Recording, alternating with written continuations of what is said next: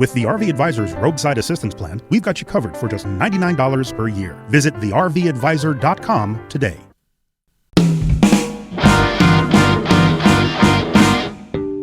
This is the RV Advisor Podcast with your host, Tom Alexander. Get all the latest information, trends, advice from experts, stories from the road, and more in the world of recreational vehicles. Now, here's Tom. Hi, everybody, and welcome to the RV Advisor Podcast. I'm Tom Alexander. My guests are the Willises. It's Michael and Shelly Willis from Our Epic RV Adventure. Hi, guys. How are you? Great. How you doing? Doing very well, thank you. Doing great. And we are in the same state as we speak. You're over on the West Coast. We're on the East Coast, but you're in the Tampa area. And I guess the weather's pretty good over there, too. Yes, it is. We're getting close to 80. Very good. Very good. And it's, Florida's not a bad place to be this time of the year. I can honestly say, having lived here now for about 25 years, I very much look forward to the winter months here. But I will say this: it's the reward we get for the oppressive summers, I guess you could say. Exactly.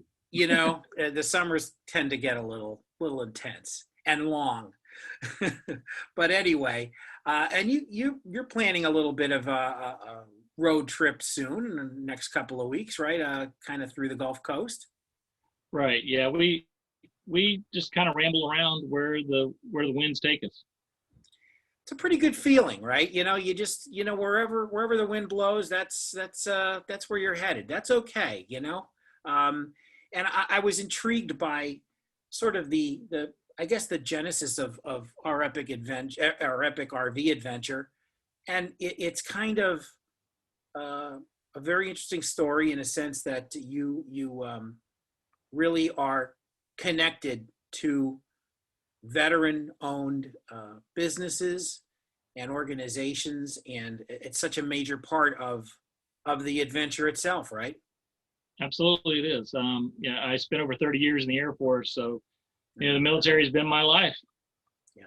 Yeah. Well, thank you for your service. That's great. And I saw in a video that you shared that you had a pretty traumatic experience at one point, and you are here to tell about it.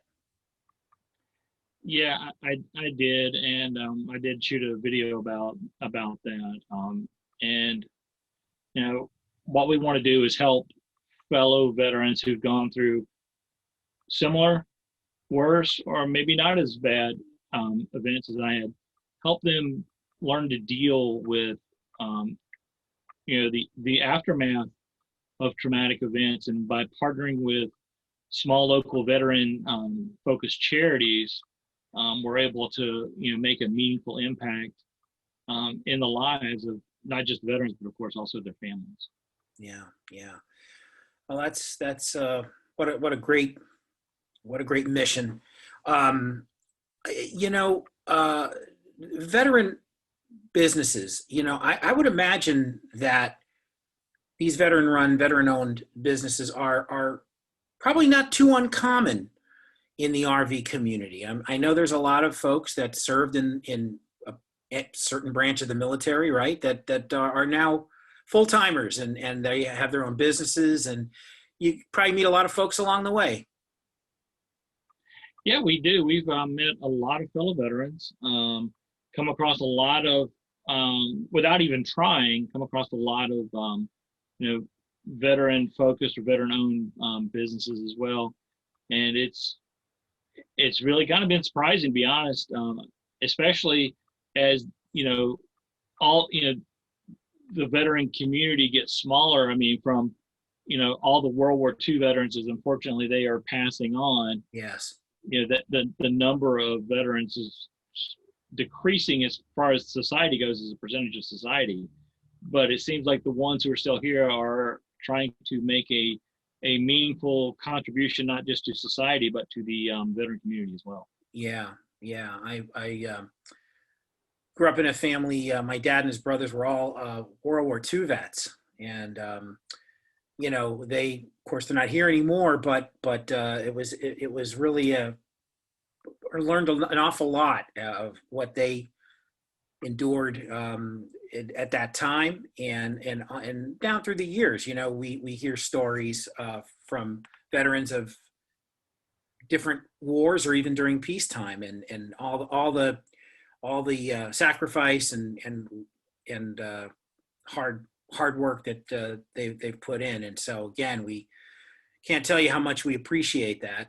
And it's great to know that there is there are a lot of folks out there that are veterans that are, like you said, they're making a go of it with businesses and different things, and you meet them on the road, and it's part of the whole RV community, right? Absolutely. Yeah.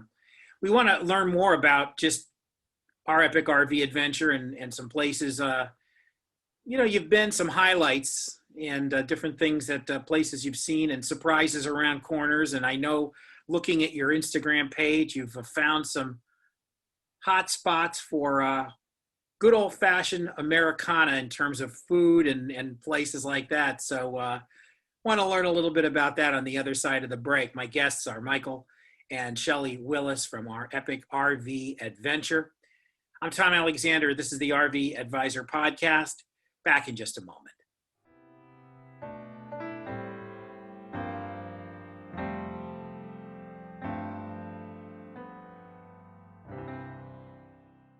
The RVACA is a charitable organization protecting the rights of RV owners. With your help, we'll work with dealers and manufacturers to ensure quality controls in place prior to delivery of an RV. Additionally, the RVACA provides assistance to disaster relief victims. Visit rvaca.org.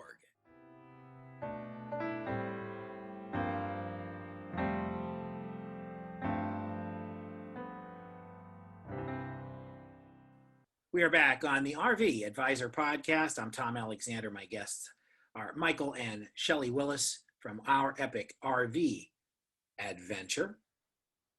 And I got to tell you, I'm looking here on the Instagram page, and man, you guys know where to find the food. I'll tell you, there's some cool places here.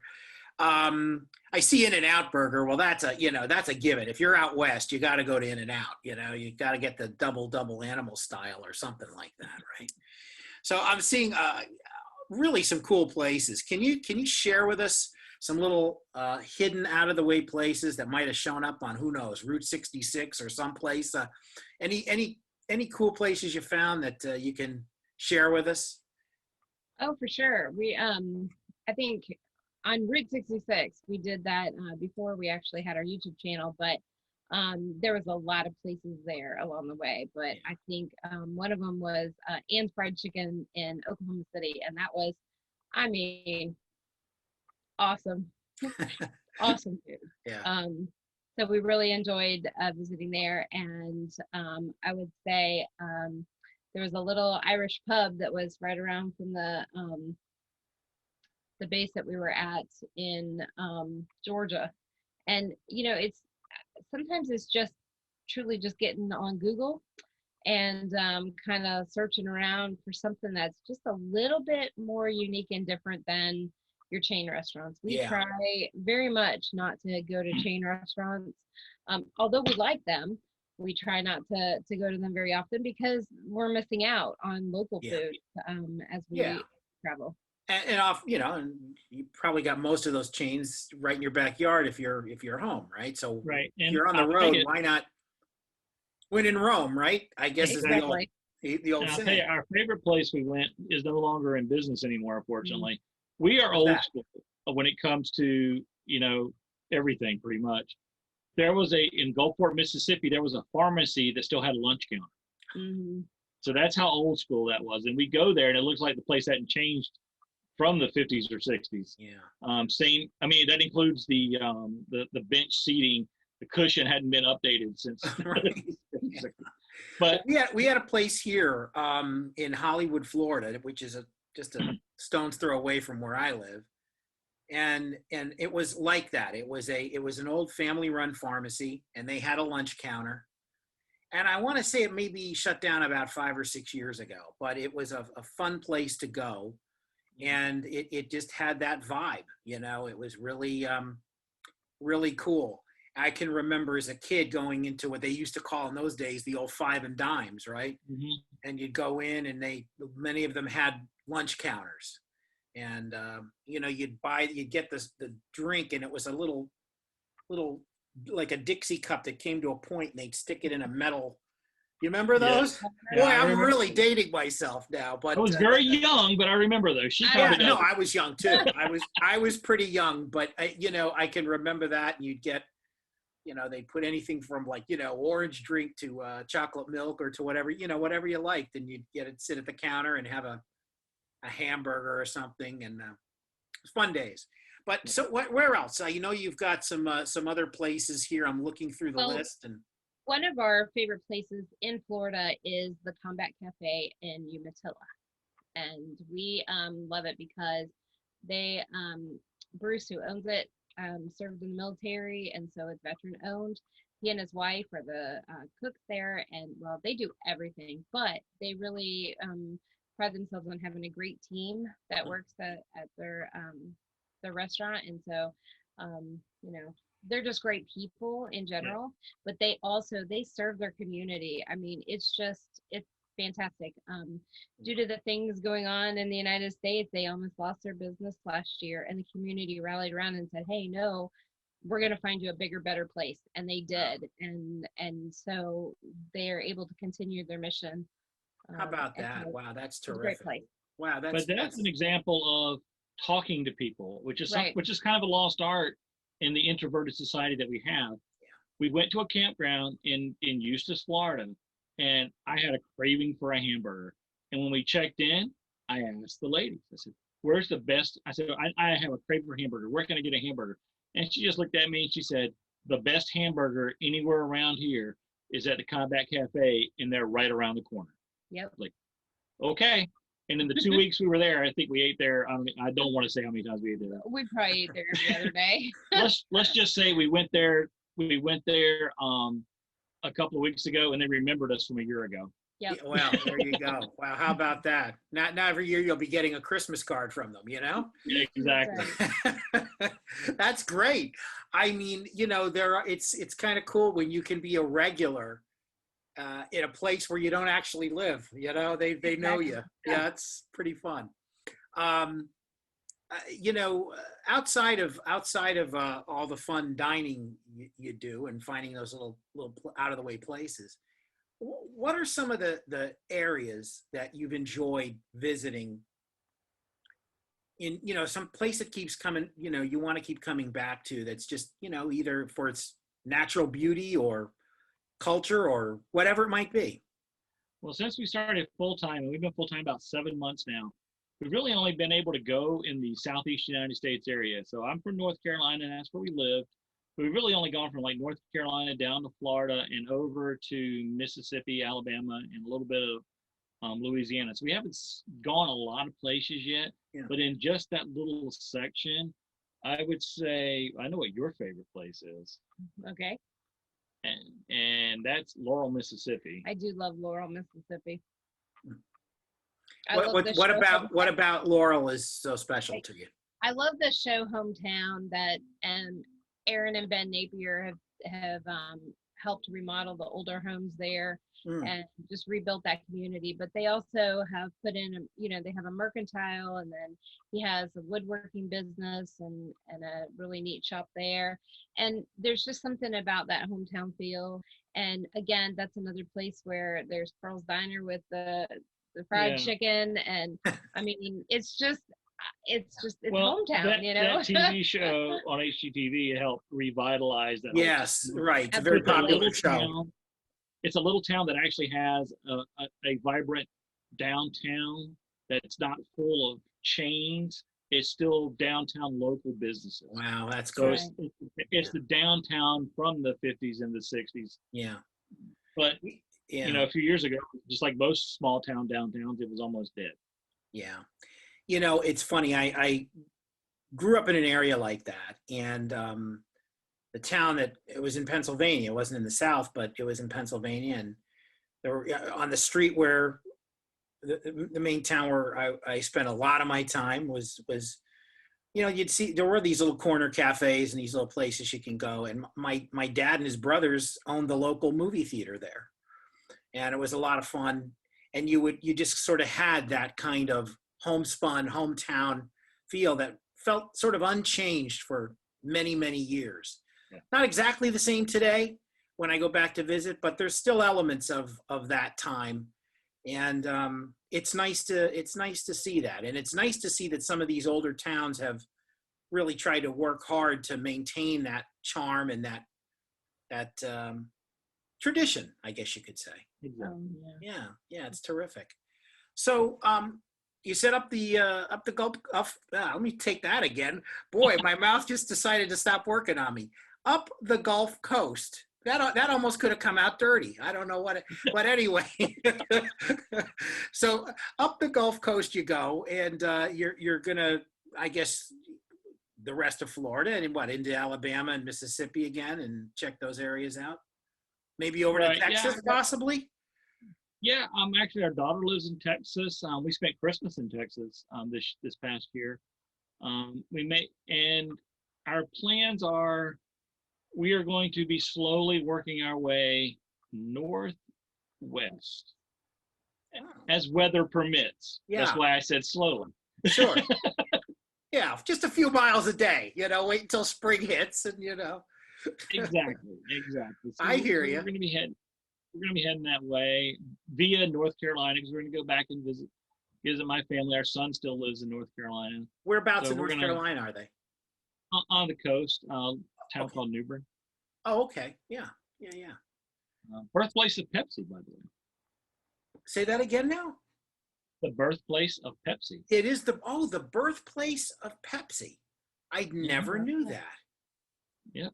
Wow, there you go. And the name of the town is? New Bern. New Bern. Is that with an E or a U? E. An E. New Bern, North Carolina, the birthplace of Pepsi Cola. That's right. Wow. There you go. I did not know that. So, but it makes sense that, because Coke started in Atlanta, I think. Right. So, it's another Southern cola thing, and, and the chief rival of Coke. So there you go. New Bern, North Carolina, home of Pepsi. And did they still have their presence there? Or they still have a plant there? It's a small town, so no. No, they don't. Well, I'm not sure. I think they have like a bottling plant. A plant that just like has stuff that goes out, but they do have a gift shop area, and then like a soda fountain. Oh wow, cool! So like almost like a little historic, like almost like a mini museum kind of thing. It's the pharmacy, exactly, because it was a pharmacist that made it. Just like most of these drinks. Yes. So the pharmacy has been turned into a mini museum and gift shop. Right. Wow, that's cool. See, I'd love that. I would love to see that. That's terrific. Well, if I get through New Bern, that's going to be a definite stop. And where do I get a good hamburger there? In New Bern, I don't know exactly, but if you go where I grew up, which is actually really on the coast, there's a place called L's Drive-In in Morehead City, North Carolina. Oh, in Morehead City. Okay. Yeah. And L's has been there since the 50s, and it's a true drive-in. It's a little building, probably about the size of our RV, to be honest with you. And you pull your car up, you turn your headlights on, the car hop comes out, takes your order, and brings your food to you. And you have to fight the seagulls, because we're on the beach. You have to fight the seagulls for French fries. Wow. Okay. Man, do I love that. I'm going. You sold me. Well, listen, Michael, Shelly, this has been a lot of fun. I really enjoyed speaking with you both. Again, Michael, thank you for your service. And thanks for all you do to bring attention to these veteran businesses and veteran-run organizations. And it's absolutely terrific. Where can folks learn more about everything you do? I know they can go to your site, ourepic.rvadventure.com. Yes. Is that the best place to go to kind of? It is. Our main presence is our YouTube channel, which is youtube.com/ourepic.rvadventure. We're also Our Epic RV Adventure on Facebook and Instagram. which, as you mentioned earlier, we do a lot of Instagram. If you want to see what we're eating and where we're at, Instagram is definitely the place to go. But our YouTube channel is is our bread and butter, I guess, so to speak. Great.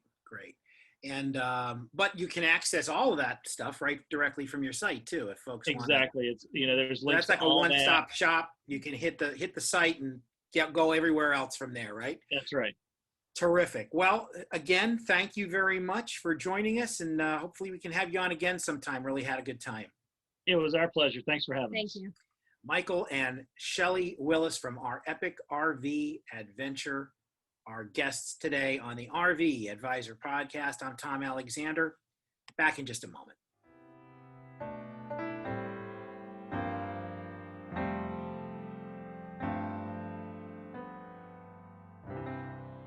The RVACA is a charitable organization protecting the rights of the RV owners. We'll work with dealers and manufacturers to ensure quality control is in place prior to delivery of an RV. Additionally, the RVACA provides assistance to disaster relief victims. Visit rvaca.org.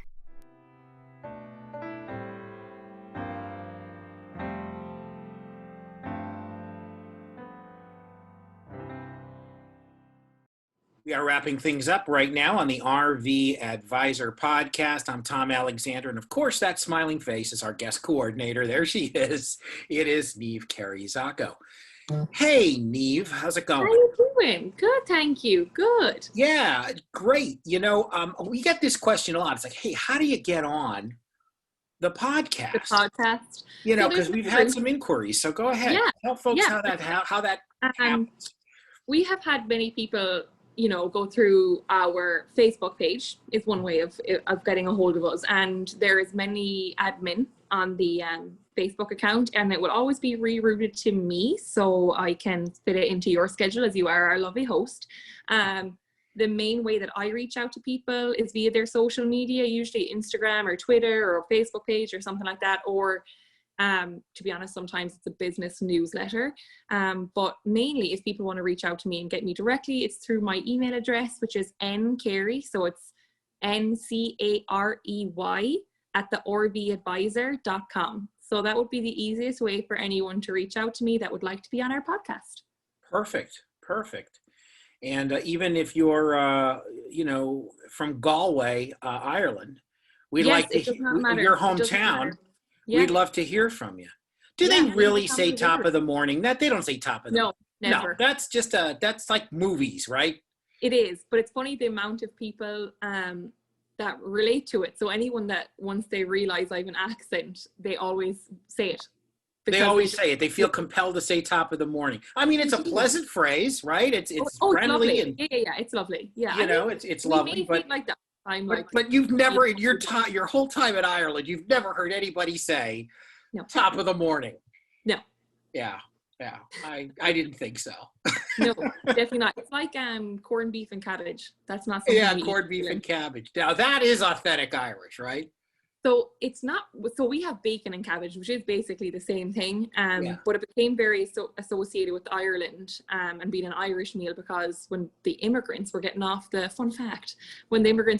boat up north in New York, it was the cheapest cut of meat and the cheapest cut of vegetable that you were able to get. So because the Irish were so poor here, it became associated as being an Irish dish. That's why that came see. from. Oh, wow. That's interesting. Yeah, that is a fun fact. Well, thank you for sharing that. You're See, welcome. you learn everything here on the show. It's not You just sure do. RVs, folks. We're learning about the culinary origin of quote unquote corned beef and cabbage or bacon and cabbage. Exactly. There you go. Wonderful. Well, thanks, Neve. And Absolutely. of course, and once again, if you're interested in coming on the show, ncarey at thervadvisor.com. For N. Carey or Neve Carey-Zacco, aka, I'm Tom Alexander. Thanks for watching. Thanks for listening. We'll see you next time. So long, everybody. Everybody.